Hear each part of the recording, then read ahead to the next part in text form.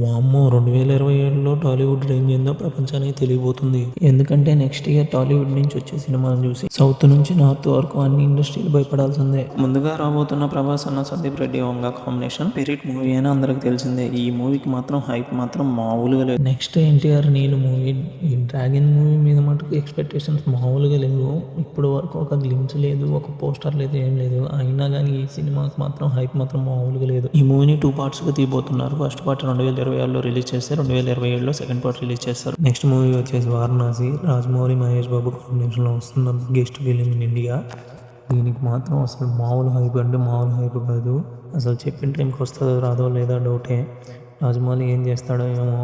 మన జక్కన్న చెప్పిన టైంకి కానీ రిలీజ్ చేస్తే మామూలుగా ఉండదు అసలు. నెక్స్ట్ వచ్చేసి అల్లు అర్జున్ అట్లే తీస్తున్న AA22. ఇదైతే హాలీవుడ్ రేంజ్లో ఉండబోతుంది. ఈ మూవీ మీద కూడా మామూలు ఎక్స్పెక్టేషన్స్ లేవు. మీరు ఈ సినిమాలో ఏ మూవీ కోసం వెయిట్ చేస్తున్నారో కామెంట్ చేయండి. అలాగే సబ్స్క్రైబ్ చేసుకోండి ఫ్రెండ్స్.